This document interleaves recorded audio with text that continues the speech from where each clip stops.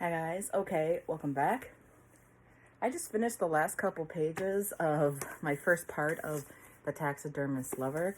So I read from page 1 to page 60, what was it, 65 I think it was?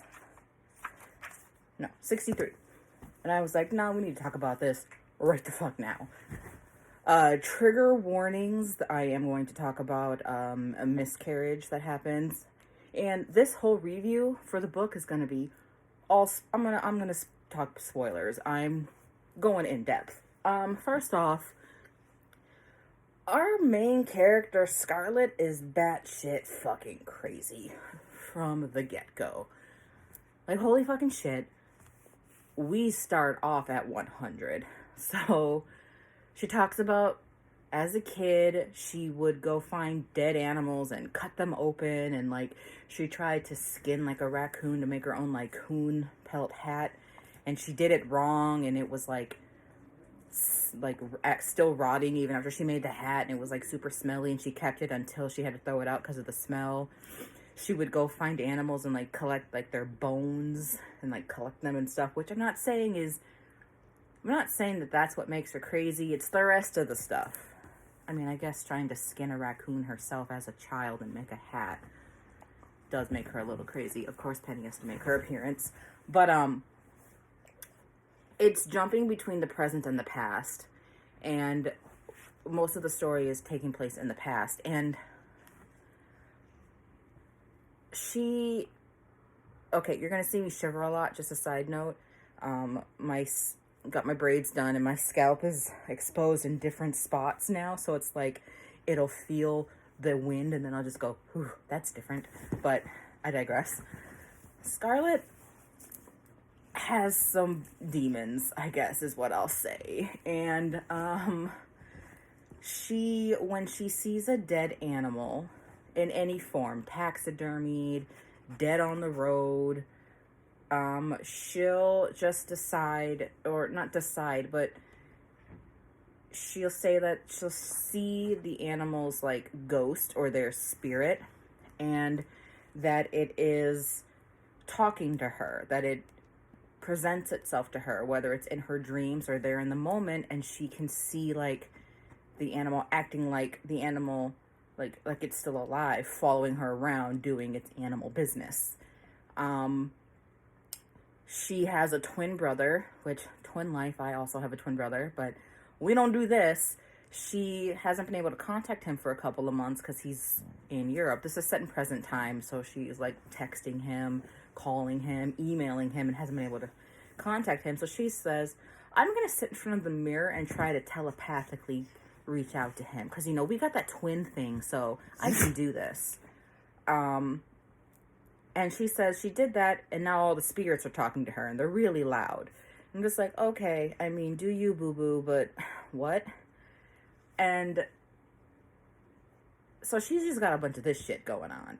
Like, and in the little town that she lives in, they do this, like, little ritual for, like, harvest, like, to bring a bountiful apple harvest. And there's this chick named Polly who apparently has the hots for her boyfriend, Henry. So Scarlett lives with Henry. Polly has the hots for Henry. Henry and Polly have a past. We don't know what the past is yet, but you can tell that there's a past there, and Scarlett does not like that. It's very suspicious, whatever their past is. And I'm sensing that Henry either has been with Polly before, or he's going to cheat on Scarlett with Polly. Someone's going to get murdered in this book. There's no way around it. Someone's getting murdered.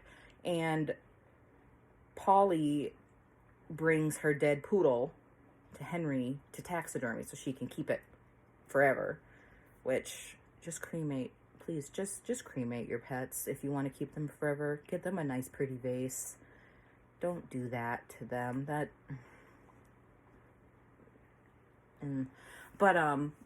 So Scarlett finds out she's pregnant, and she doesn't know if she's excited or not. For some reason, finding out she's pregnant reminds her of the time before her parents died when she and her twin were 10. Reminds her of a time when she and her family, they went out for like a picnic, and this wolf just popped up out of the trees and attacked her. And her dad took like this, like, it was like a croquet mallet or like a racquetball. It was like a big bat of some sort, and just whacked the shit out of that wolf and killed it. And then once everything settled down, it was a Siberian husky. And this dude was running up like, sorry, he slipped his collar. And so Scarlett, in her mind, this big-ass wolf just popped out of nowhere, bit into her leg, and was dragging her towards the woods. And she was screaming her head off like she got attacked and was in a lot of pain. And then come to settle down, and the dog had barely scratched her leg with his paw, hadn't bit her at all. And it was a Siberian husky that just slipped his collar and was running over to be playful. And her dad just went into protective, dad mode and whacked the shit out of this dog and killed it. And the owner was like, you just killed my fucking dog. And he was like, well, you shouldn't have had a dangerous animal off leash, da-da-da. And dude's like, you killed my dog. And he picks up the dead dog and leaves, which I think is what's going to lead to them dying. Because she doesn't say whether or not they were murdered or died of something else yet. And so Scarlett's sitting there like, my dad killed someone's dog because of me. Ooh. And so for some reason, that memory pops up when she finds out she's pregnant, which is really weird. Okay, now pause on that for a second.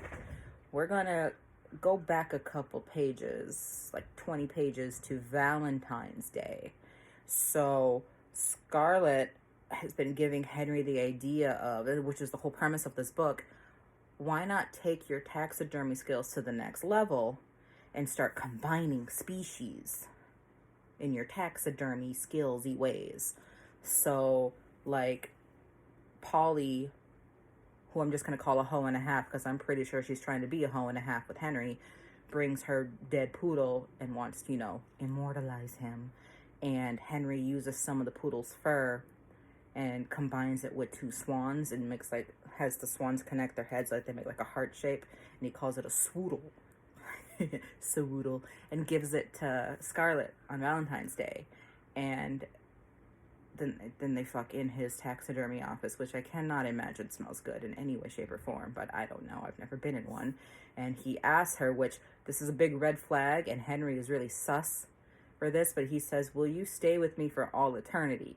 Not just until death do us part, but for all eternity. So I've got some suspicions for how this book is going to end, but I'm going to keep them up here for just a little bit longer. But I was like, that's sus. She says yes, because she's head over heels for this guy. But I'm like, we don't like that. That's creepy. He's a taxidermist and just asked you that? Baby cakes. Baby cakes. Now, Scarlett, the day she tells him she's pregnant, he's all, oh my God, I'm happy. And she's like, I think I'm happy. And he gives her like a little bit of champagne. He's like, one glass won't kill you, blah, blah, blah. They're celebrating. And that night, she has a miscarriage. She doesn't go to the hospital. She doesn't wake him up. She just goes to take a shower and washes it off. And she, again, trigger warning, in the drain, before it goes down the drain, sees the little fetus.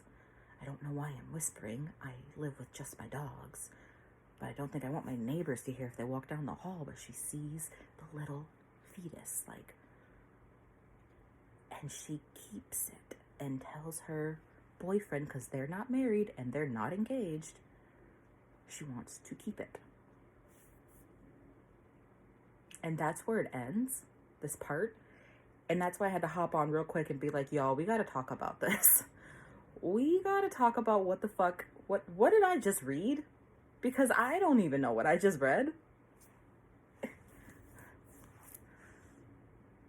What? What did I get into? What did I get myself into? Oh my God, we're not even Also, Scarlett is super dependent on Henry. It's like her world doesn't exist if Henry is not a part of it. They've been together for about a year. She up and left her apartment to move in with him in his little cottage area, whatever. Like, she apparently left a whole bunch of shit behind in her apartment. Bunch of old family photos, a bunch of sketches and stuff, that she literally left so much of her stuff, her personal belongings, stuff that made her who she was, up and left all of it just to move into his house. He has a whole house she could have brought stuff into. She left everything. And it's like, she doesn't exist if he's not in the room with her, which baffles me. Like, you never read about, like, in what I'm reading right now, she doesn't go out. She doesn't go sit with friends and talk. She's literally just at home. Just at home with Henry. And he is her whole world, which I'm not saying that's a bad thing. Like, if you're with a partner and you are head over heels for that, I know I'm head over heels for my man, but damn, I go out. I do stuff with other people. It literally reads like she only has him, and sometimes her twin brother when he just kind of graces them with his presence. Like, at this point, her brother hasn't even met Henry yet, and Henry keeps forgetting she has a brother. And I'm like, this is concerning. What is happening here? So I'm curious to keep reading, but I'm also like, what the hell did I just get into? What's going on here? I'm concerned and intrigued, but I literally finished and had to hop right on here and do this because I'm like, what? Like, 63 pages in and I'm already like, bro, what? Bitch, what? What did you, what? First of all, go to the hospital. You bled so much. And you're just like, oh, I'm just going to take a shower. Shouldn't you go get checked out? Like, I don't know how, like, that's never happened to me before. So I don't really know how that fucks you up. But I know it fucks you up. Just go to the hospital. See a therapist. Yeah, so Scarlett's got some shit going on. Henry's very sus. We don't really know much about him except that he is a taxidermist. Probably has something going on with Polly, or is going to have something going on with Polly. Polly's going to cause some shit. And, oh, there is, Scarlett's found another taxidermist who apparently is, like, getting really well known for his work and stuff. And she doesn't like that, but she's also intrigued by that. And she wants Henry to be the best of the best. So she wants him to kind of like compete with this guy. So that apparently also is going to end up being like problems in the book. That's going to lead to other problems from what she says in like her foreshadowing way. So it's just all bad already. It's like so much already going on. We're 63 pages in and I'm already like, people are going to die. Someone's getting taxidermied. A human is getting taxidermied by the end of this book. And I've got 2 guesses on who it's going to be. I'm going to keep those close to my chest till I finish the second part, but I've got ideas. I've got suspicions. I'm only slightly regretting picking up this book to read it, but I'm going to see it through to the end. So that is my first part of the review for The Taxidermist Lover by Polly Hall.